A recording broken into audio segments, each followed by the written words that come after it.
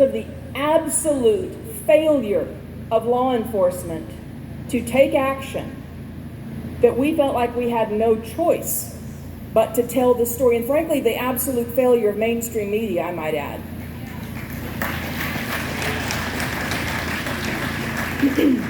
So the first place we went was to the FBI, and we provided this information, and they said, elections are run at the state level, which, thank God, yes, that's correct. We want to always have that.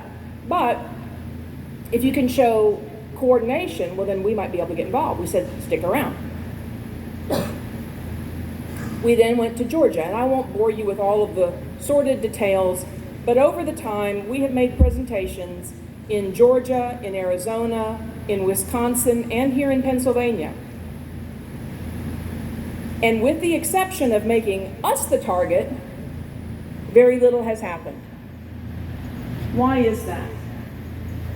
Because the establishment, the status quo, is so deeply vested in keeping us all, they desperately want us to drink the Kool-Aid that it was the safest, most secure election ever.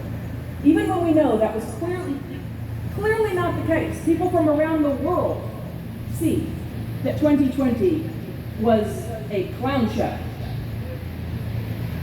But they're just going to hold that line, and anybody that says otherwise, they're the target. And the calculation is, as Jack said earlier, they have more money, power, and control, and they are counting on you quitting. I stand before this group and everybody that's seeing this stream, we will not quit. We know what we know, and we will not quit. I also want to tell you that I am more encouraged now than I have ever been about the future of our republic. Because although times are difficult, and it goes so much beyond right and left.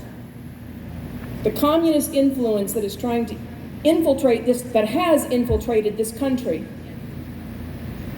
has changed our institutions in ways that make them unrecognizable when you get up close, and frankly, at this point, when you look far away. The greatest hope we have, and it is all we need, is sitting here in this arena, is sitting in their homes across this country, saying, you know what? Not on my watch.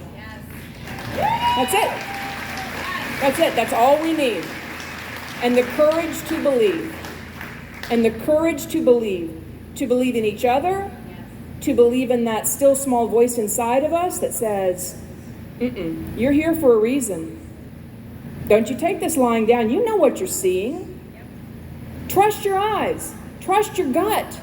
Does this feel normal? No. So, once law enforcement just absolutely failed, we started to then go to Wall Street Journal, New York Times, just trying. Like, look at this. This is an end-to-end story. You will win a Pulitzer. Nobody wanted to touch it. And at that point is when I picked up the phone and I called Dinesh. And I said, now here's the really funny story. The way I had Dinesh's number is because I know his wife, Debbie. How do I know his wife, Debbie? Because in 2010, I trained her to be a bilingual poll watcher in Houston, Texas. God has got, like, before the stars were put in the heavens, I'm going to make sure that Catherine trains Debbie one day so that they can make a movie in 2020.